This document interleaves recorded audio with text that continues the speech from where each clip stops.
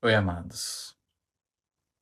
Como nós estamos vendo até aqui, durante a nossa jornada, nós teremos identificações com algumas funções, com alguns cargos, com algumas formas de ser, algumas identificações com algumas personas. Então, nós nos apresentaremos ao mundo de determinadas formas. Assim como aqui, por enquanto, eu tenho me apresentado como uma pessoa que trata de temas espiritualistas. Mas isso não define a minha vida por completo. Isso não me define como uma pessoa que já ultrapassou esses temas. Pelo contrário, eu vivo tudo isso, mas busco entender e busco falar sobre. Caso contrário, se a gente sempre vê uma pessoa diante de uma face, a gente pode aprisioná-la. Assim como quando a gente quer se ver apenas a partir de uma face, a gente se aprisiona. Então você bate no peito e diz que é isso. Por enquanto pode ser verdade, mas nem sempre isso é sustentável a longo prazo e nem precisa ser. A vida é muito mais ampla para poder a gente simplesmente se fechar diante de certezas. Na nossa imagem da morte, eu ilustrei a partir da figura do deus Hades. O deus Hades para os antigos gregos era conhecido como o deus da morte. Não vou aprofundar nisso aqui. Porém, esse nome ele aparece nas passagens.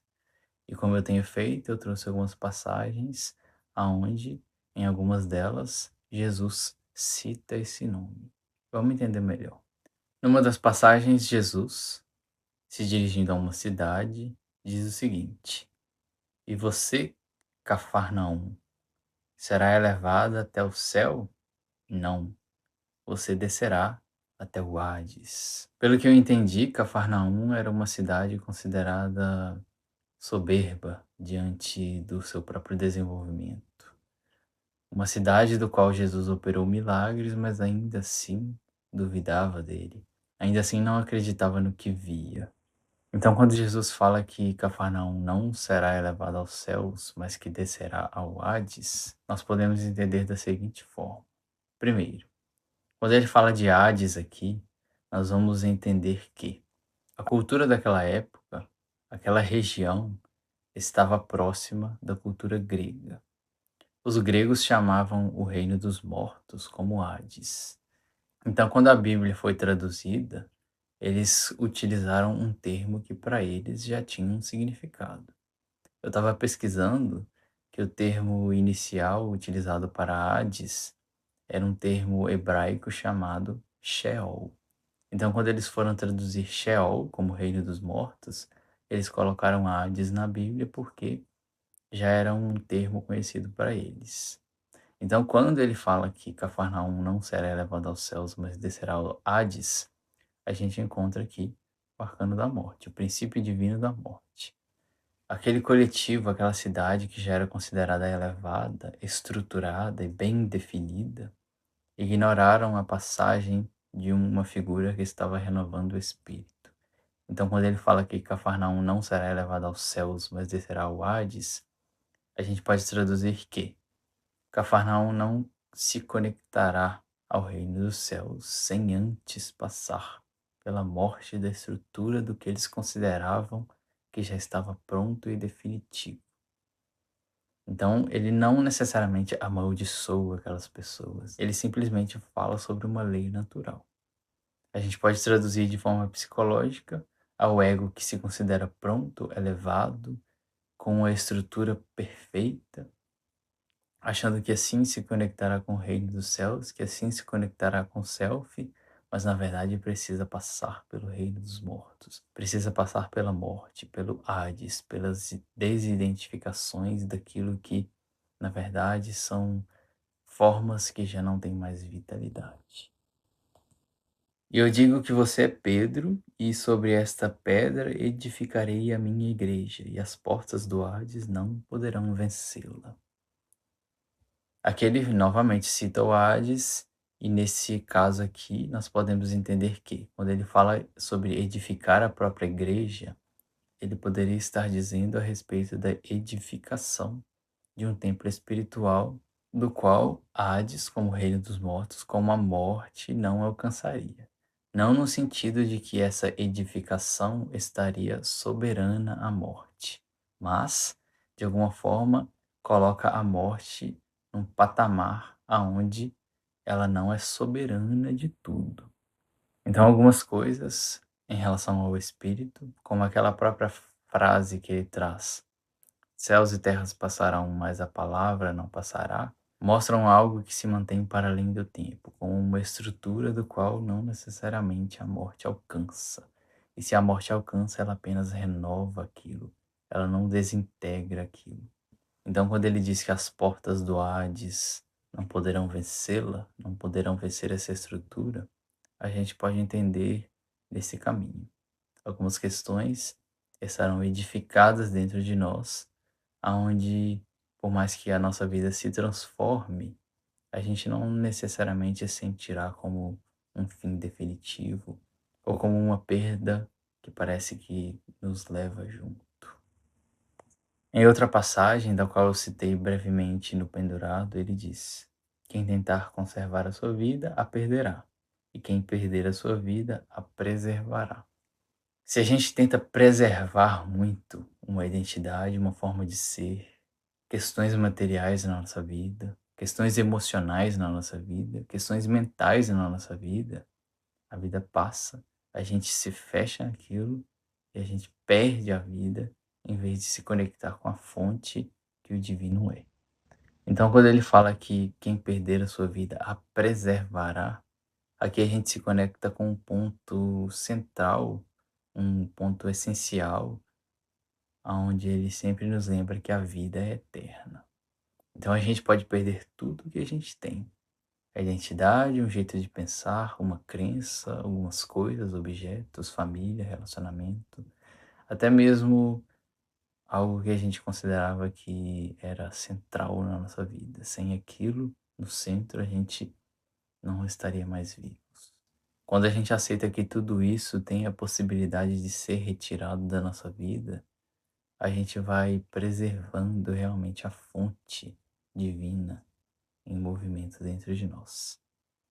Então a vida vai sendo preservada justamente porque ela não está identificada com o que a gente acha que tem que ser, com o que a gente considera que é a nossa identidade, é o nosso emprego, é a nossa profissão.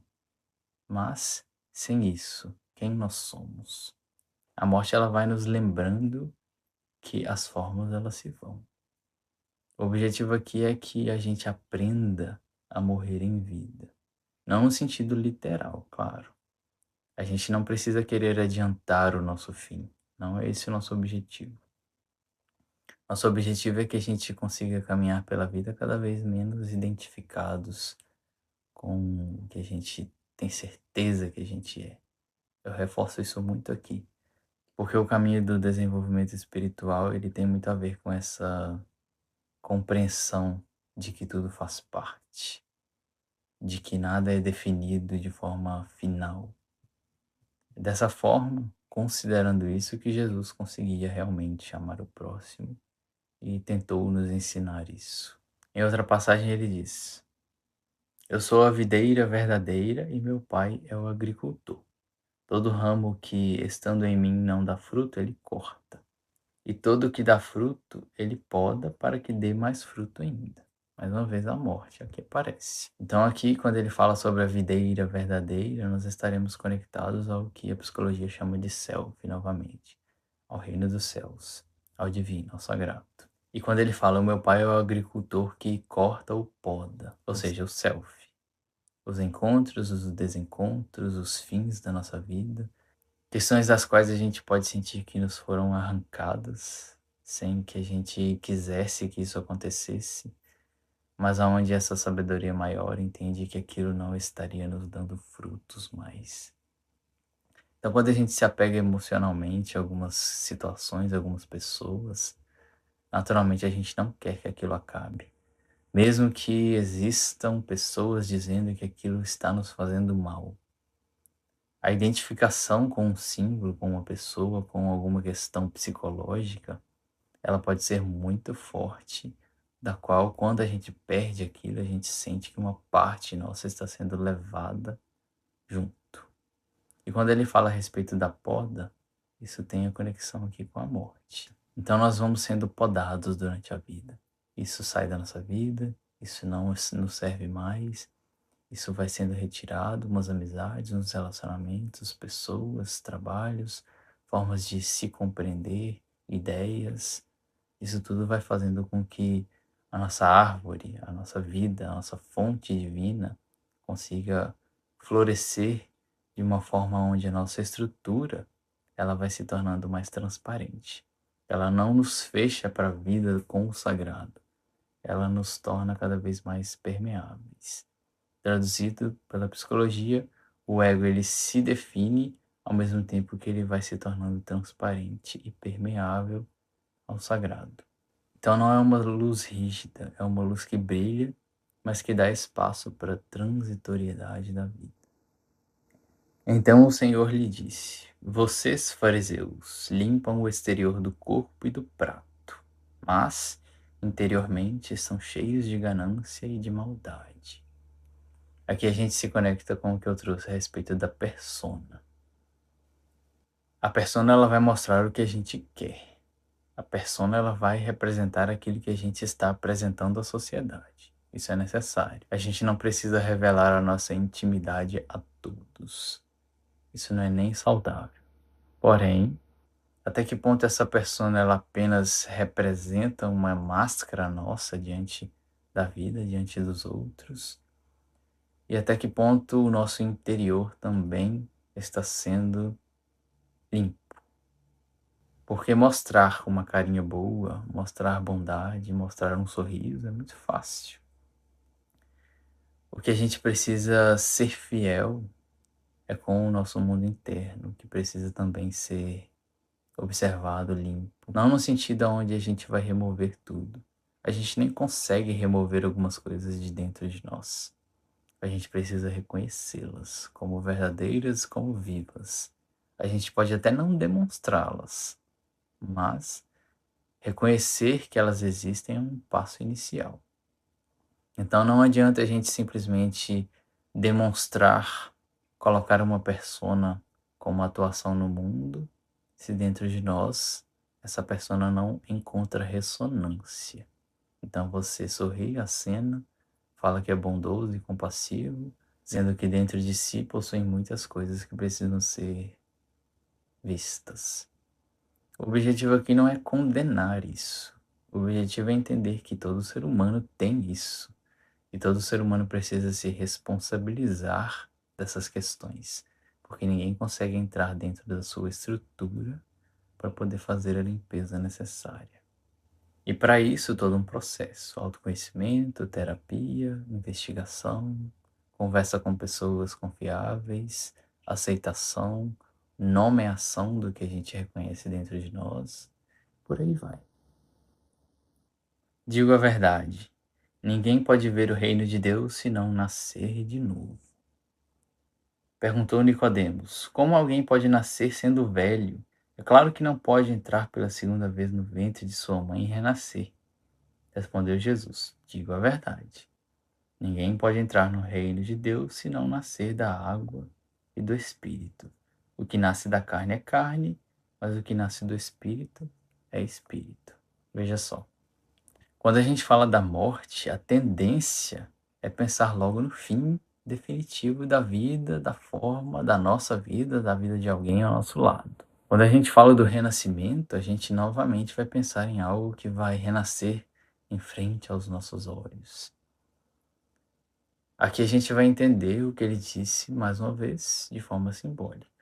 Então, quando ele fala ninguém pode ver o reino de Deus se não nascer de novo, ele não está falando necessariamente da gente esperar os nossos 70, 80, 90, 100 anos para a gente morrer e ter a chance, talvez, de encontrar o reino de Deus. Ele está falando em relação a gente viver e aceitar que a gente deve ir morrendo enquanto vive. Aceitar que a gente deve ir se desapegando do que não nos é mais necessário para que a gente caminhe em direção ao reino de Deus dentro de nós em vida.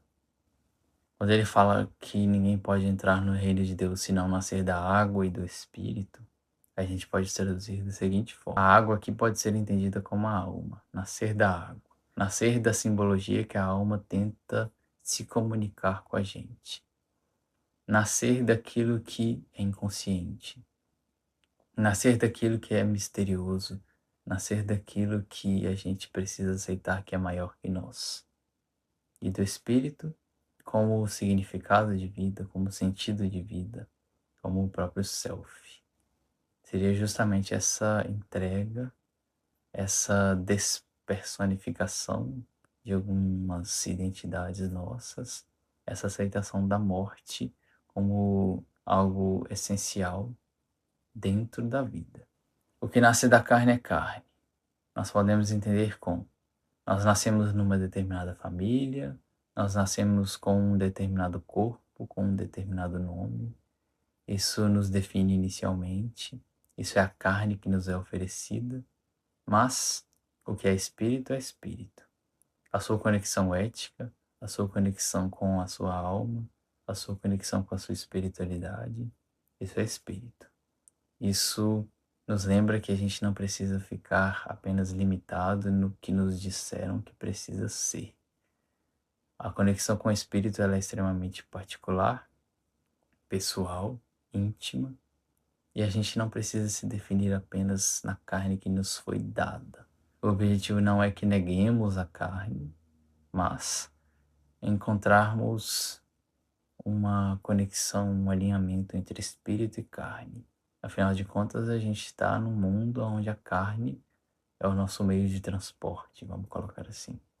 E quando ele fala aqui de carne, nós podemos entender a respeito das identificações que a gente constrói durante o nosso caminho, como eu disse até aqui. Então você não precisa ser apenas filho de alguém, pai de alguém, mãe de alguém, ou funcionário de tal empresa, ou chefe de tal empresa, ou esposo de alguém, ou esposa de alguém. Você também é espírito. Você também tem um sentido pessoal que não diz respeito a mais ninguém, uma ética que depende apenas do seu caminhar, um contato íntimo aonde depende apenas de você, um mundo interior que apenas depende de você a nomeá-lo, purificá-lo, compreender o que fica, o que não fica, entender que negar algumas questões aí dentro não necessariamente nos torna seres mais espiritualizados. Pelo contrário, às vezes a aceitação e a compaixão com a gente mesmo, em relação ao que a gente reconhece em nós mesmos, muitas vezes pode ser a melhor saída, a melhor forma da gente se conectar com essa compaixão, com esse amor divinos.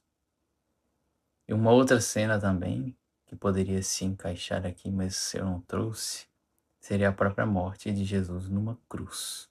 A cruz é o 4. Quando Jesus morre na cruz, aquela morte, por mais que carregue todo um mistério a respeito do que acontece depois na vida dele, representa a morte de uma forma. Uma figura que mesmo diante de toda a dedicação, morreu. Precisou morrer. Da forma como foi. Essa morte literal, ela representa a morte de uma forma. Porém, eu não tenho condições de falar a respeito do que acontece depois da nossa morte literal. Eu não poderia dizer que existe isso ou aquilo depois dessa morte.